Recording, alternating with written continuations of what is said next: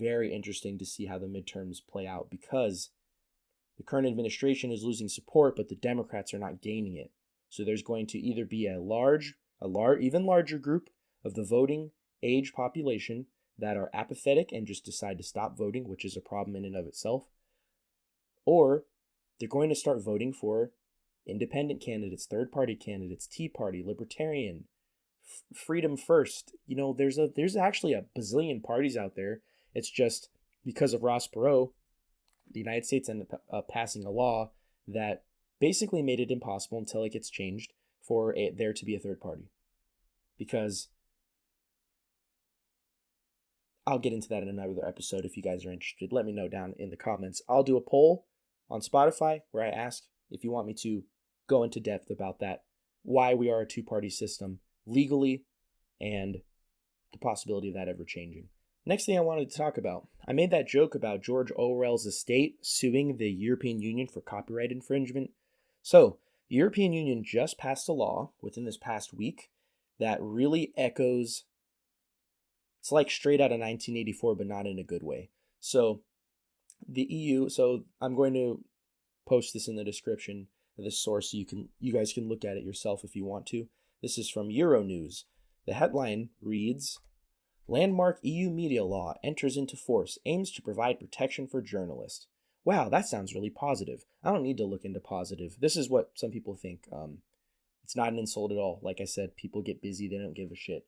The only thing you care about is how to provide for you and your family. Everything else is extracurricular. If you don't have time, you don't look into it. Completely makes sense. I support that 1000%. It's your God-given right as a human being to look or not look into things. So, but, that sounds really interesting. Euronews.com, Euronews, that sounds like they understand news for Europe. And the headline says, oh man, they're going to provide protection for journalists. Journalists should be protected. They should be allowed to have anonymous sources. They should do this and that. They should you hope that they adhere to journalistic code of conduct and ethics and integrity, right? So I look into the article, you read the article. This is a quote directly from a powerful person in the EU Parliament that had to do with voting on this specific bill. So I want to say it's called, the actual name of the bill is so, it's so manipulative, the way they do these things. It's been done so many times before. It's so funny. They don't even try to hide it.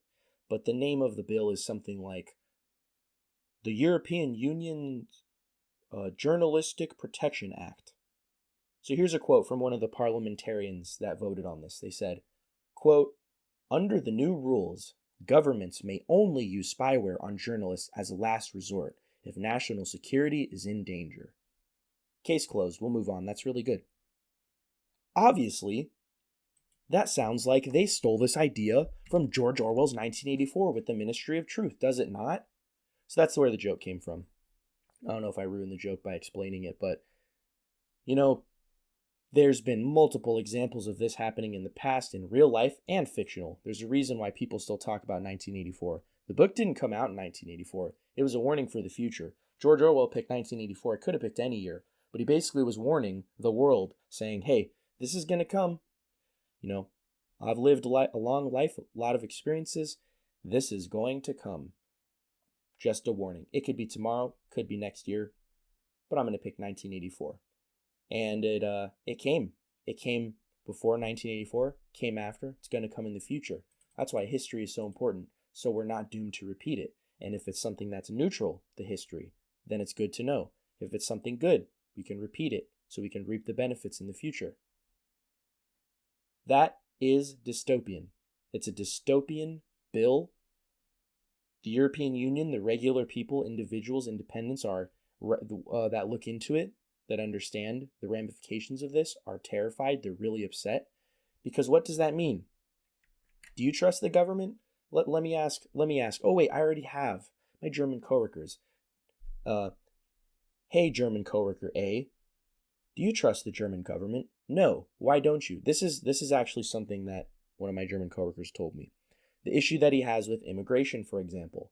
I have a problem with, and I'm speaking as person A. Person A told me, Gabe, I have a problem with illegal immigration. Because what the German government is doing is it is paying for, with my taxpayer dollars, with my neighbor's taxpayer dollars, with the German taxpayer dollar, it is funding illegals' lifestyles. They take in asylum seekers, which on paper sounds nice. The plan on paper might sound nice, might be noble, might be good and compassionate, okay? So asylum seeker gets over here. Asylum seeker has a husband or a wife and a couple kids. They come over here. They don't have to speak. This is per German law. This is how this system works. Per German law, as explained to me by a German. These asylum seekers, they come. They get put in a taxpayer-funded home, whether it's a house, apartment complex, whatever. They're given cash or they're given a credit card that is funded by the German taxpayer. They don't have to learn German. So they're not forced to assimilate, or they're not encouraged to assimilate. So they stick with each other, and they're all living in an apartment complex. Starts with a house, then an apartment complex, then an entire neighborhood, then an entire city, then large parts of the city. Look at the UK. There are some places where British people, the UK, the United Kingdom, being United Kingdom, and the different countries that make up the United Kingdom, you get what I'm trying to say. That's been their home for hundreds and thousands of years. All of a sudden, it's been changed drastically within a couple decades, maybe even sooner, maybe even quicker than that. But with Germany, we'll focus on Germany because this applies to everywhere where unchecked, unregulated immigration is happening. So they come here, they get put into a taxpayer-funded home. They don't have to get a job. They don't have to learn German. And they get money. They get cash or they get a credit card that is funded by the taxpayer. Why would you do that? Well, it might be, like I said, the compassionate angle. We're just trying to help these people. They're from war-torn countries. Germany still has guilt from World War II. So there's a little bit of extra guilt. People are more willing to bend over backwards because they feel guilt for something that nobody today, well, there's still a few Nazis, people that were Nazis that are still alive that haven't been prosecuted because they escaped. In my heart of hearts, in my mind, they're going to get what's coming to them. God is going to judge them how God sees fit. That's up to that person and God. I have nothing to do with that. I have my feelings about it, but it's a slippery slope. If I can start to justify my reactions and my use of violence or not, or my spitting in their face or spitting at their feet or calling them a piece of trash or whatever, it's a slippery slope. Only God can judge us. Germany feels guilt, so they feel extra compassionate and they feel like they have a responsibility to take in these asylum seekers. That is noble. I absolutely support that. I'm not anti-immigration completely. But then there's the intended and unintended consequences, depending on what you believe. Regardless, Germans get upset about this. They speak their minds. They protest peacefully. They vote. They question their politicians. They hold them accountable and they ask them, why is it that you are doing this?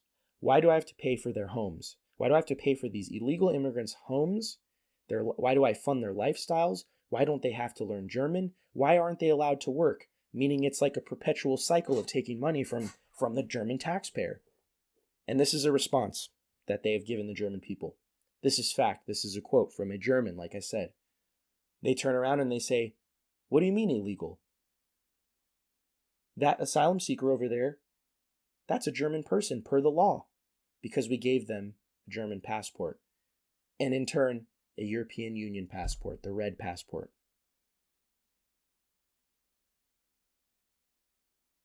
So why am I sharing this? Honestly, can't remember. But it has to do with this EU copyright infringement.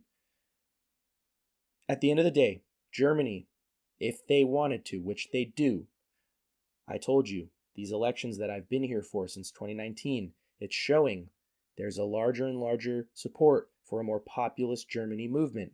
Of course, that makes people uncomfortable because within the last 100 years, there was a populist quote-unquote movement that may have started in a certain way and it ended up somewhere else. In one of the worst entire world war, an attempted genocide, almost successful genocide of an ethnic group, multiple ethnic groups, You guys know. You guys know how bad Hitler was. I don't have to tell you. Well, apparently, actually, I do. There are some sick people out there. But I'll get. I already kind of did an episode on that in my episode where I talked about top 5 idiot moments of the year, which was actually 4 because I forgot the 5th one. That all being said, again, what is the common theme of this episode? It's almost like I should title it this. Human beings are smarter, more empathetic, more compassionate, better at critical thinking, more independently, or dare I say, Xendependently minded than the powers that be give them credit for.